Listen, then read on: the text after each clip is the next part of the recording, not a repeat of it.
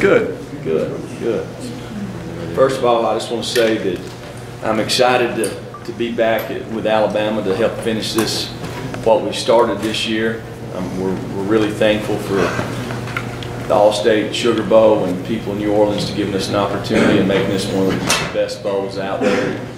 You know, I'm very thankful for the University of Tennessee to give me an opportunity to lead their program. I'm excited about that, but at the same time, I'm excited to be back to help these guys finish what we started this year. You know, we had a week of practice before we came down to New Orleans.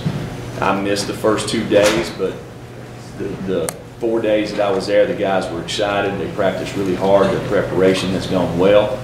You know, we have a tremendous challenge in this Clemson team. They're very well coached. They're physical up front. They can run the football. They have the ability to stretch the ball down the field. Got two really good runners. Quarterback can make all the throws. He can beat you with his feet. Tremendous competitor. They obviously got playmakers on the outside. Have an experienced offensive line that's played in a lot of games. So we're going to have a tremendous challenge for us to find a way to stop these guys. How complicated has your life been in the past couple of weeks with 2 jobs and the Christmas holiday too? Your brother and family, I mean, it's probably been really exciting. You know, the first thing when I went to Tennessee, you know, the first thing I had to do was hire staff. We kind of talked about that, and really with the early signing period, put a lot of pressure on the fact that you got to get a staff in place and find a way to finish for that December 20th signing day.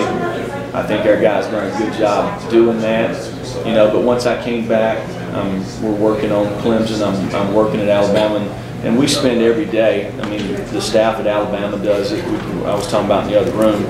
You know, we're going to work on football and work on recruiting at night. But instead of recruiting for Alabama, I'm recruiting for Tennessee. So nothing's changed from that standpoint. But my focus right now is really on these guys that are involved in this game, this football game, and really I would like for us to talk about this football game, and there'll be plenty of times to talk about Tennessee later on. What's the difference in the quarterback this year, and how do you feel about stopping Hunter Renfro? That's a good question. You know, first of all, the quarterback is a little different in my opinion. They ran him a little more this year than they did in the past. He's a big, strong man. It's almost like when he's running the football, they create, to me, wildcat runs. So it's almost like they're playing with 12. He has the ability to stretch the ball downfield. He can make all the throws. If you're going to play them man-to-man, which with these guys, you know, the playmakers they have out there, you better create tight windows for them to throw the ball. You're running with your back to the quarterback, so you got to be able to control the quarterback from scrambling on it, which this guy can do. Hunter Renfro, the guy's a playmaker. He's played in a lot of football games. He's made big plays in probably every game he's ever played in. You know, he's a tremendous competitor, great route runner, has speed to beat you deep. Really gets a lot of yards after the catch. Just an instinctive guy. Does Kelly Bryant, when you look at him, remind you of the guy you have in your team playing quarterback, and maybe your guys have seen him in practice in terms of similarities? You know, to me, it looks like Bryant's a lot bigger than Jalen, but there probably is some similarities. You know, both guys can extend plays. You've got to be able to control. You know, Kelly, you got to be able to control him in the pass game from a standpoint of any point in time he can pull the ball down and take off running. But he has the ability to make all the throws, and he's got playmakers on the outside, so they can stretch you vertically and horizontally. What do you see difference in their offense this year? Not much. You know, to me, it's doing a lot of the same stuff that they've done the last couple of years. I mean, I don't know why they would change. These guys have had one of the best offenses in college football for probably the past 5 or 6 years. So they just got different guys doing it, and really a different trip. Coach, as much success as Clemson has had, and they've had it against everyone, but do you use that as added motivation for your guys, putting your film on the last 2 meetings, how many yards, or is this game independent of those last 2 meetings with Clemson? No, I don't think anything in the last 2 years will have an effect on what's going to happen in this game. So You know, to me, obviously having experience playing against these guys, I'm sure both teams they'll see things that they've really done a good job of in the game and things possibly they've done poorly, and try to figure out a way for us to, number one, to get more turnovers. We need turnovers in this game. You know, we need to eliminate explosive plays. You know, last year I felt like if you looked at, I don't know, we played 103 or 4 snaps in the game. If you looked at 80 of them or 85 of them, we executed at a high level. You know, so you got to figure out, okay, what about those other 20 plays? What do we got to do? What kept us from executing on those plays? So, you know, that's the challenge. Jeremy, coaches change jobs a lot, but this is different for you. You're an Alabama native, you're an Alabama guy. How much will you miss these players? You know, I guess this has been the 4th time that I've had an opportunity to advance my career. The reason I'm in this business is for the players. It's probably the most important thing to me out there is having a positive impact on young people's lives. You know, I have a special bond with the guys that are here. I mean, I still talk to guys that were at Florida State. I still talk to guys at Georgia. So, to me, when you get in this business and you recruit guys, it's not a 4-year commitment. For me, it's a lifetime commitment. So, I still talk to guys at all the places. And some of the guys, it's kind of interesting when I get to Tennessee, some of the guys that we didn't get, you know, still talk to. You know, after the Auburn game, you know, Darius Slayton, he hits me up, you know, Coach, we got you this year. You know, so when you recruit guys and you build relationships, you know, it lasts a lifetime. How did you get hooked up with Nick Saban in 07? That's a long time ago, but just, I mean, how did that bond begin? I know you played for Stallings, but how'd you get hooked up with Nick? You know, I met him. I was coaching at Hoover High School, so he come by to recruit Kerry Murphy and Josh Chapman. So I met him then, and just very briefly in the principal's office there. And probably later on in January, Kevin Steele, who was the defensive coordinator at the time, Kevin called me maybe late January and asked me if I would be interested in, you know, possibly an off-the-field job. I think at that time was kind of when everybody was starting to hire guys off the field a little bit. So I came and interviewed, actually a couple of times, and Coach offered me a job. What were your duties coming out of the gate? I mean, what was the job? As you said, it was kind of the start of a new era for off-the-field jobs. It was player development was the title. Actually, at that time, you could work in the weight room. I was involved in academics. You know, I couldn't coach players, but I could break down film. So I could sit in meetings and listen. So as much as I could absorb, I did. So I tried to be involved in every part of the program any way possible. Jerry, how hard of a time do you give your dad for coaching Alabama High School?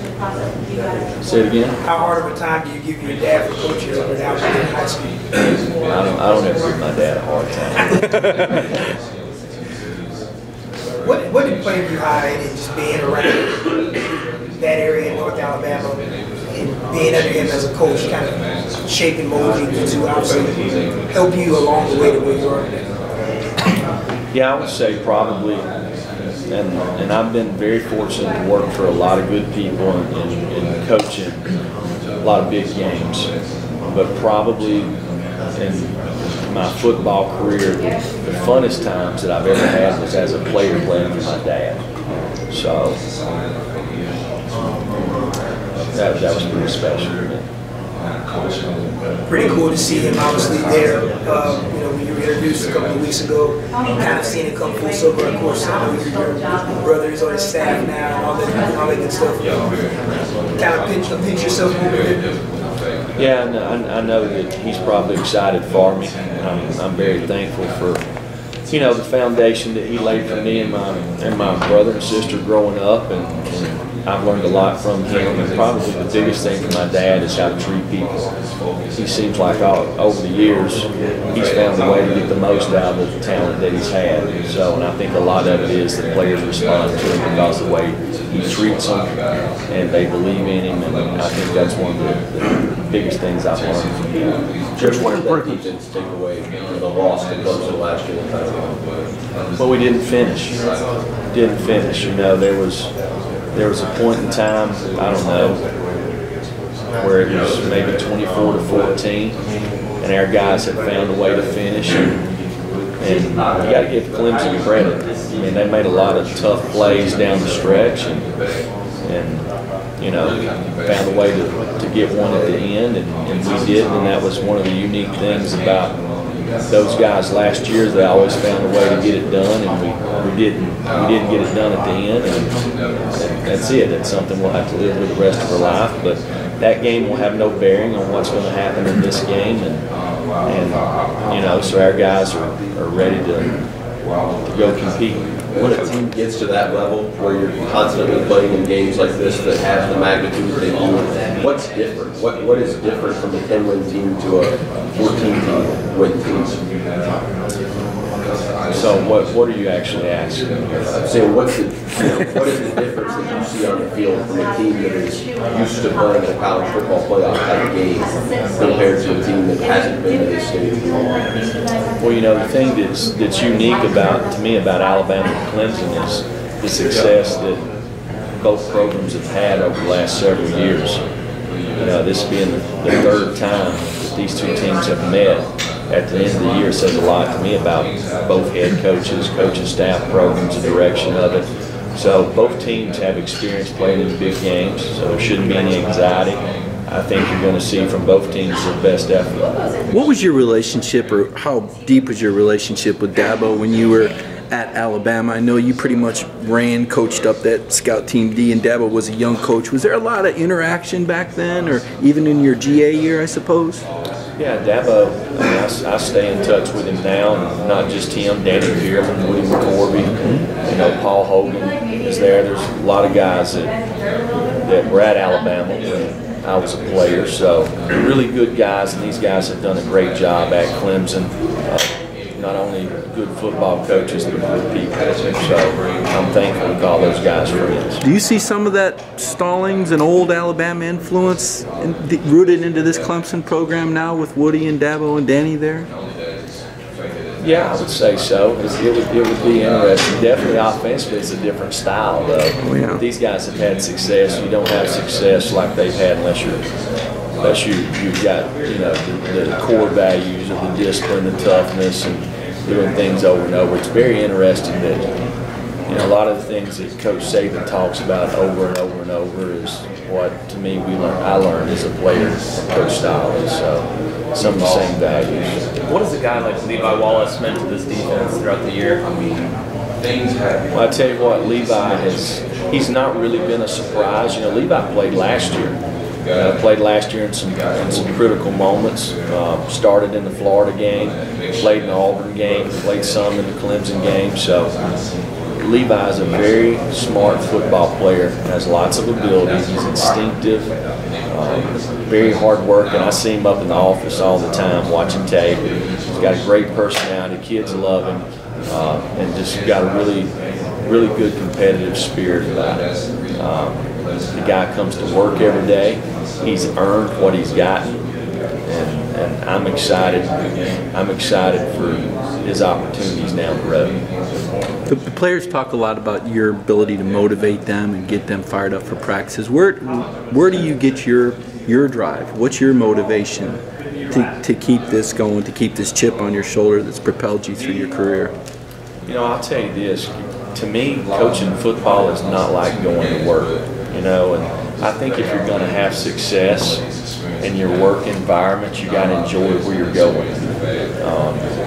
And I think that having a positive outlook for the players, you know, if the players are excited about coming to practice, then they're going to have a productive practice. If they don't like it, they're not going to have a productive practice. So the bottom line is we need to find a way to make it enjoyable. I always talk to them about this. I go back and I think about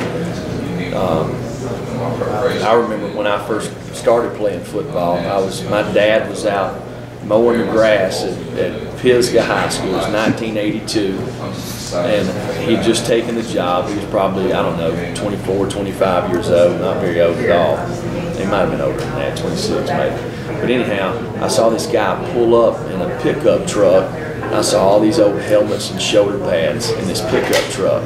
So I eased my way up there, and the guy's handing out pads for Pee Wee practice. Well, I got in line, and I got my pads. I guess back then you didn't need a birth certificate, you didn't need a physical, whatever it was. But I got my pads, and my dad didn't even know it. And so the next day, I went to practice, and I'm thinking, I'm out here practicing football on a baseball field, don't have any grass. And we all have stories, you know, kind of like that. You go back and think, hey, when did you start playing, kind of the purity of the game? And to me, that's why we all play. It's why we do what we do. And to me, I think these guys, I like for them to go back and think about, hey, remember the first time you started playing? Because we all kind of got those moments. You know, the difference is maybe now we're playing on turf, and we're playing in front of 100,000. They at least mow the grass. Hey, Coach, third down. What can be done to improve third down? Play better on second down. Try to get them in third and longers. You know, I mean, that's one of the big things. If you look at third down, your percentages as far as getting off the field defensively, the lower the down and distance, the harder it is to get off the field. And I think for these guys, that would be important. You know, if these guys have 3rd and 1 to 6s, they can pretty much run their entire offense. You know, you need to get them in 7+. So that's not just this team; that's any team. Thanks, Coach. Hey, thank you, Coach.